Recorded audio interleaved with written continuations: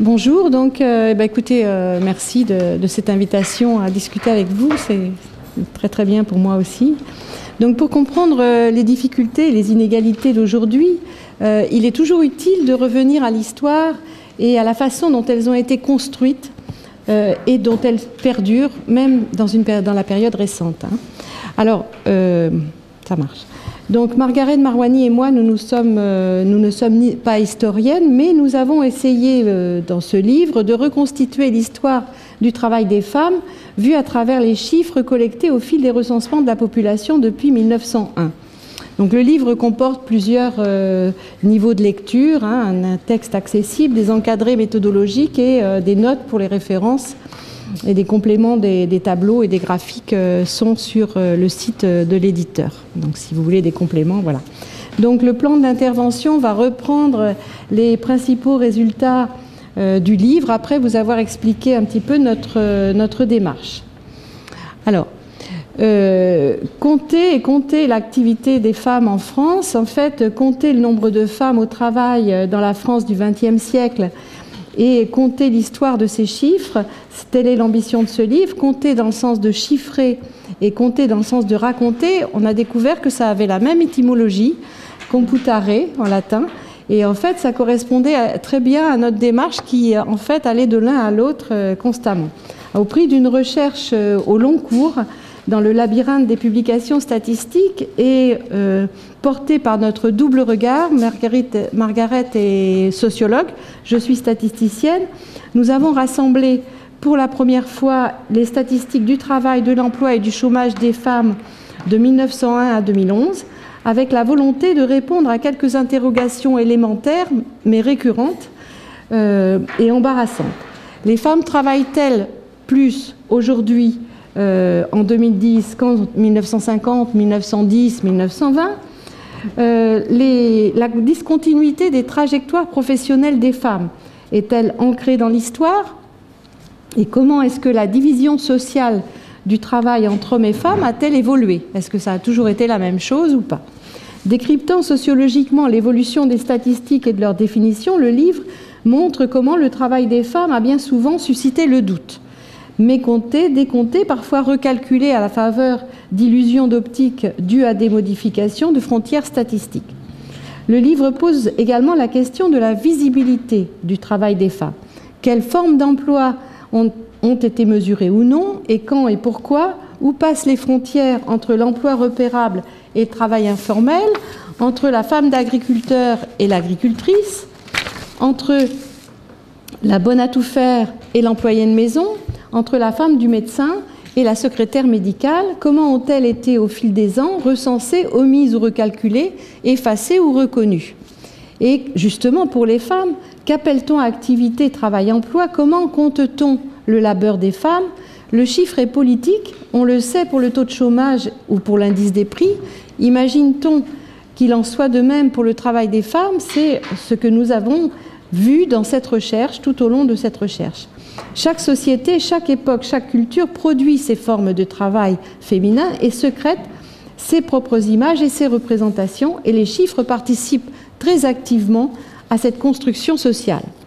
Alors, les coulisses, nous nous sommes intéressés au recensement, à ce que racontent ces archives. Les données utilisées sont donc les recensements de la population, et on a la chance que depuis 1901, ils ont été tous les 5 ans, à part pendant les guerres mondiales, ils ont été construits très régulièrement et de la même façon, c'est-à-dire centralisés. Et là, la photo montre une dame de la statistique. Ce sont les dames de la statistique qui, à l'époque, récoltaient ces chiffres et les mettaient en forme, sous les formes de tableaux très réguliers de la même façon.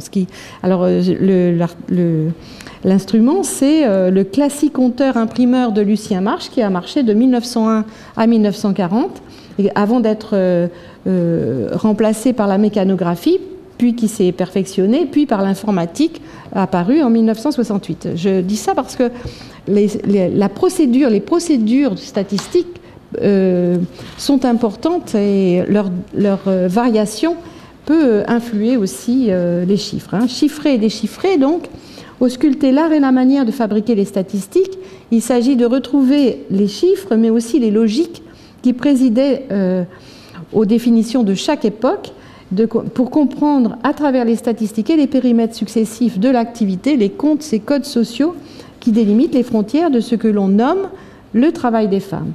Dans ces séries brutes, on s'est intéressé aux rugosités et aux fissures sans essayer de les gommer et on n'a pas essayé d'ajuster le monde d'hier aux lunettes d'aujourd'hui. Donc on les a pris tels quels. Je vais donc vous livrer quelques résultats de cette recherche. Alors, au passage, on s'est aussi basé sur les enquêtes emploi, mais les enquêtes emploi, elles sont beaucoup plus récentes. Hein, elles sont connues, mais elles n'existent que depuis 1950. Alors, premier résultat, d'abord la difficulté à délimiter ce que l'on nomme et compte comme du travail pour les femmes.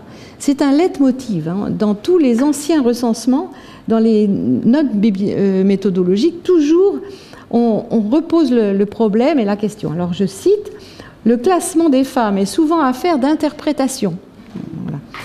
On ne dispose pas d'un critérium précis pour le classement des femmes. Voilà. On lit ça dans tous les livres de recensement de la population, tous les résultats du début du XXe siècle. Et c'est justement ce que nous avons voulu faire, repérer précisément l'évolution de ces interprétations du travail des femmes et tenter de les comprendre. Car au problème de lisibilité des chiffres s'ajoutent les interrogations sur la visibilité du travail des femmes. Sur les femmes pèse toujours le soupçon rampant de l'inactivité. Une paysanne dans un champ, est-ce qu'elle travaille ou est-ce qu'elle regarde le paysage? Une ouvrière licenciée, est-ce que c'est une chômeuse ou est-ce que c'est une femme qui rentre au foyer? Ces questions récurrentes que l'on réserve aux seules femmes nous disent le contraste entre l'évidence du travail masculin et la contingence du travail féminin. Le fait de déclarer ou non une activité rémunérée ou une profession, de distinguer la fonction sociale de travailler et d'avoir un emploi, un métier, des autres fonctions plus domestiques ou strictement familiales, c'est s'affirmer comme membre d'une société économique. Ce sont des actes symptomatiques des représentations de l'époque sur le travail et sur le rôle des femmes dans la société. Et en regardant comment se construisent au fil des ans les statistiques de l'activité professionnelle des femmes, on peut raconter quelque chose de l'histoire de leur statut.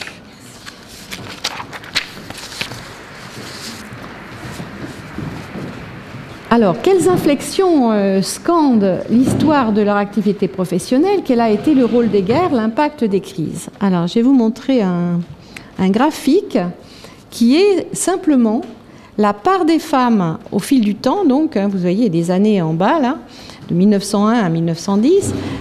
Au fil du temps, qu'est-ce qu'on regarde, qu'est-ce qu'on voit dans les recensements comme part des femmes dans l'activité professionnelle, hein. Donc vous voyez que c'est quelque chose qui varie, qui en particulier en 1921 et en 1946, après les guerres, est beaucoup plus important. Puis dans la tendance, on voit qu'on retourne après dans la tendance, hein, c'est-à-dire dans une espèce de palier, hein.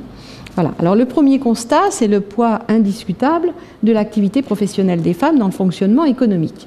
Sa remarquable constance, en dépit des crises et des récessions, par-delà les périodes de guerre et d'après-guerre, jamais moins d'un tiers et désormais près de la moitié de la population active, telle est la part des femmes dans le monde professionnel du XXe siècle en France. De 1901 à ce début du XXIe siècle, la population active est passée de 7 à 14 millions pour les femmes, de 13 à 15 millions pour les hommes. Vous voyez qu'une lame de fond du côté des femmes, un petit clapotis du côté des hommes. Voilà.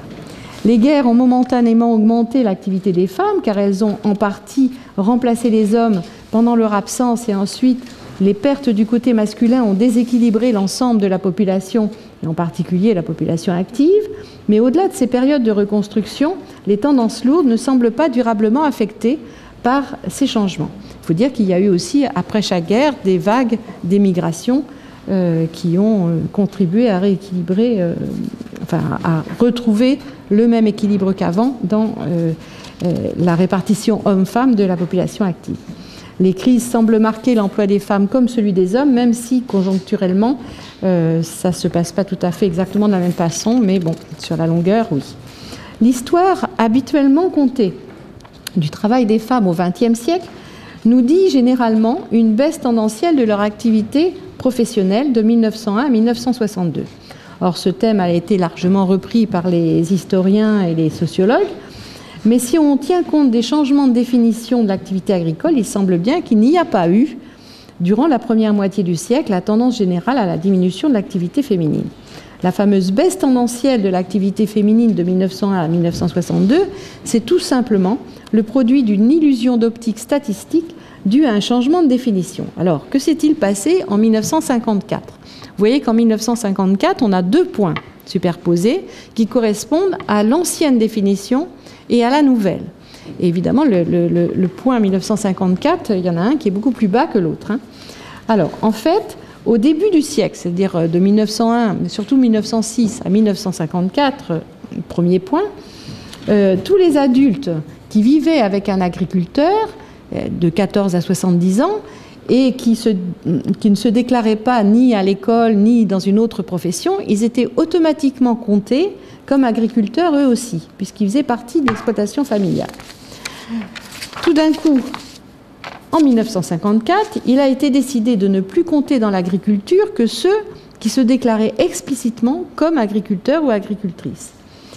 Alors, nombre de femmes sont, en fait, ce sont surtout les femmes d'agriculteurs qui étaient comme ça comptées dans l'agriculture un peu automatiquement si elles n'avaient pas d'autres emplois ou d'autres activités déclarées et si elles étaient femmes d'agriculteurs, mais voilà, et si elles étaient entre 14 et 70 ans. Nombre de femmes sont soudain considérées comme inactives, alors que jusque-là, on trouvait que l'inverse allait de soi. Donc la convention a changé. Brusquement donc, la femme d'agriculteur s'est transformée en une inactive qui regarde passer les vaches en faisant la vaisselle. Voilà. Le changement de définition de 1954 soustrait d'un coup 1,2 million de personnes, dont près d'1 million de femmes, de la population active. Alors, comment ça se fait, comment ça se fait ? On s'est beaucoup posé de questions sur ce changement de définition. Bon, c'est sûr qu'à ce moment-là, le déclin de l'agriculture est fortement engagé et les économistes veulent mieux compter le nombre d'emplois dans l'agriculture, mais aussi l'idéologie de la femme au foyer est très épanouie et il y a de gros débats sur le rôle de la femme dans l'activité et dans l'économie. En particulier, Alfred Sauvy fait état de ce débat. Est-ce que la femme est mieux au foyer en train d'élever ses enfants, ou bien est-ce que c'est une main-d'œuvre économique sur laquelle on peut compter ? Voilà. Cette fracture a pesé lourd dans la diffusion d'une légende, celle d'une baisse tendancielle de l'activité féminine au début du XXe siècle. Or, vous voyez qu'il s'agit d'un artifice. C'est-à-dire, si on prend le point 1962 de la nouvelle définition et que l'on le compare à 1906, par exemple, là, on a une baisse, mais en fait, on a un changement de définition. Si on regarde le point 54, qui ne correspond pas au changement de définition et qu'il est exactement en phase de 1906. D'accord ? Donc, voilà. Donc, ça, c'est sûr. À la fois, regarder les chiffres et regarder comment ils sont fabriqués pour essayer de mieux comprendre comment on compte les femmes je ne dis pas qu'il y a une vérité pure, mais disons que le point de vue a changé avec le temps. Voilà. Alors, dès lors, donc après, l'augmentation de l'activité féminine constatée depuis les années 60, et ça, elle est bien connue, ça part d'un point artificiellement bas. C'est-à-dire 1962, c'est particulièrement bas. C'est-à-dire les agricultrices ne comptent pas.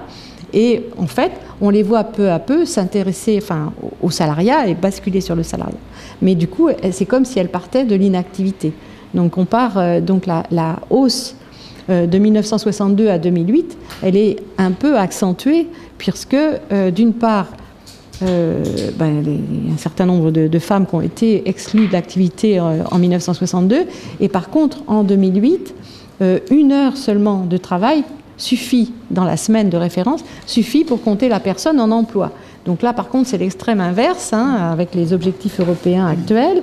Voilà, on compte beaucoup plus de personnes en emploi qu'avant.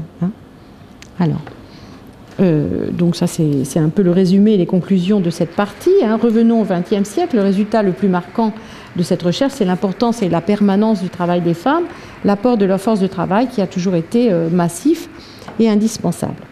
Alors, une autre partie du livre s'intéresse aux spécificités du travail des femmes. Quelles sont les spécificités du travail des femmes ? D'abord, elles travaillent moins dans l'ensemble, elles sont moins nombreuses à travailler. Les liens entre activité et cycle de vie sont toujours posés comme tels, c'est-à-dire qu'elles ont, on évoque souvent la discontinuité de leur trajectoire, c'est-à-dire que s'arrêter de travailler quelques années ou plus lorsque l'enfant paraît a été une particularité de l'activité féminine qui la rendait spécifique et par là même vulnérable aux discriminations. C'est ce que l'on nomme la discontinuité de l'activité professionnelle des femmes. Autre spécificité, certaines formes d'emploi leur sont plus ou moins réservées, comme le temps partiel. La précarité, le sous-emploi et le chômage sont aussi ont aussi plus d'ampleur sur l'activité des femmes. Alors, autre graphique, si l'on regarde l'ensemble du XXe siècle, on voit une très spectaculaire croissance de l'activité des femmes en âge d'avoir et d'élever des enfants. Disons entre 25 et 49 ans. La croissance démarre dans les années 60 et se poursuit aujourd'hui. Et je répète qu'elle est un peu accentuée à cause du changement de définition, mais quand même. L'homogénéisation des comportements d'activité masculins et féminins est un fait marquant qui se dessine au fil des courbes d'activité par sexe et âge, jalonnant ce siècle.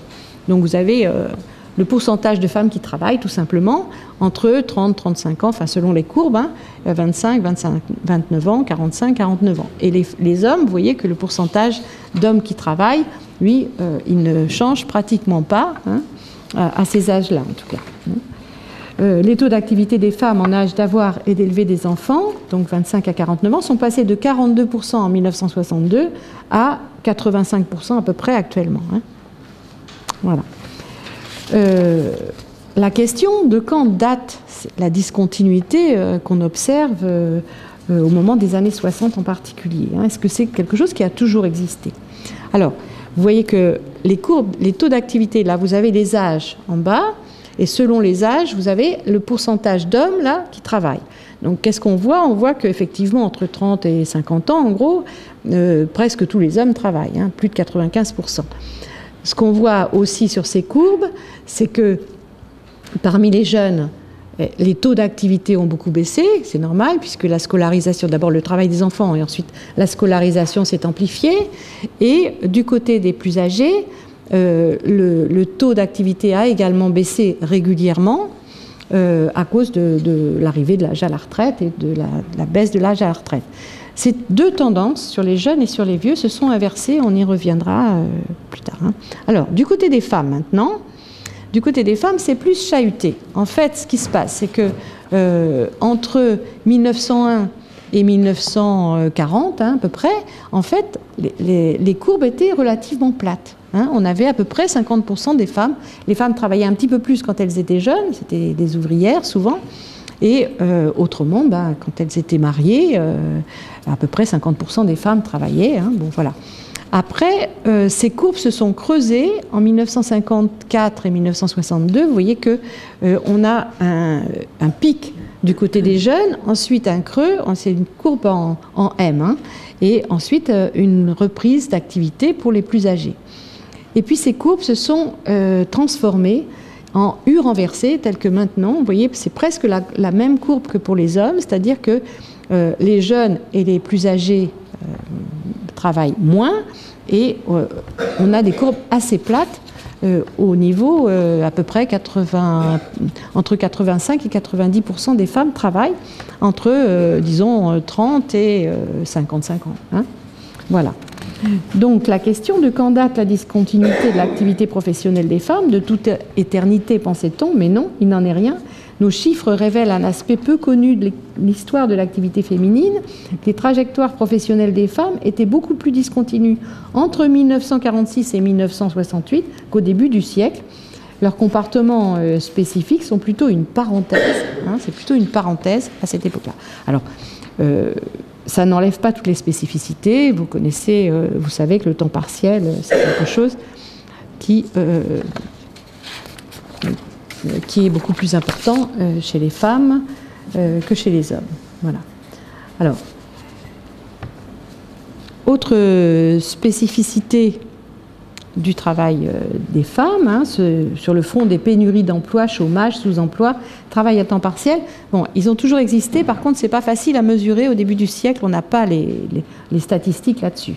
on a des appellations, des définitions diverses, et le chômeur a changé, enfin, le chômeur compté, c'est pas la même chose au début du siècle que maintenant. Mais encore plus que pour l'activité et l'emploi, la question du repérage donc, est cruciale et problématique. Cependant, pour le sous-emploi et le travail à temps partiel, depuis qu'on peut les repérer en tout cas, les choses sont de ce point de vue plus simples. Depuis qu'ils sont recensés, on voit bien qu'il s'agit pour l'essentiel d'affaires de femmes. 30% des femmes et 7% des hommes qui ont un emploi en 2010 sont à temps partiel, mais ces proportions n'ont pratiquement pas bougé depuis 15 ans. Voilà. Alors, je vais un petit peu passer à autre chose sur les taux de chômage. Voilà, je vous ai fait les courbes jusqu'à maintenant à peu près des taux de chômage des hommes et des femmes. De plus en plus, les chiffres du chômage servent d'indicateurs de l'état de la question sociale. Ceux qui concernent les femmes sont particulièrement délicats, incertains et fragiles. L'ombre de l'inactivité plane toujours sur la privation d'emploi. Et entre une chômeuse et une femme au foyer, les frontières statistiques sont parfois assez poreuses. Cependant, le surchômage féminin s'affiche tout au long de la période observée, même si ces courbes se rejoignent ces dernières années, pour des raisons simplement d'emploi. Le type d'emploi n'est pas le même chez les hommes et chez les femmes. Quand il y a une crise comme actuellement, c'est d'abord l'emploi masculin qui est plus souvent industriel qui prend un coup où le chômage augmente. Puis, sur la longueur, c'est plutôt l'emploi féminin ensuite qui est plus tertiaire, qui, sur plus long terme, augmente. Enfin, bon, les deux se rejoignent plus ou moins actuellement. Voilà.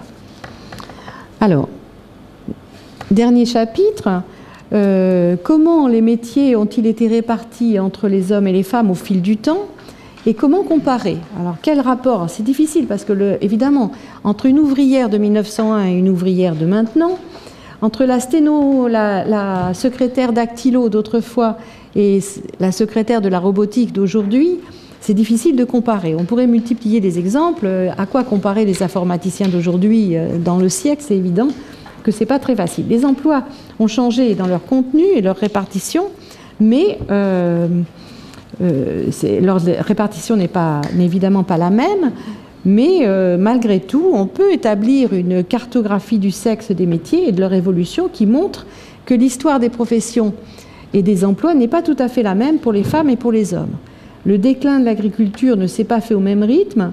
La classe ouvrière a toujours été plus masculine. La tertiarisation des emplois a été beaucoup plus rapide et plus importante pour les femmes. En 1901, sur 10 femmes, 4 étaient dans l'agriculture, 3 dans l'industrie, 1 dans le commerce et 1 dans les services domestiques.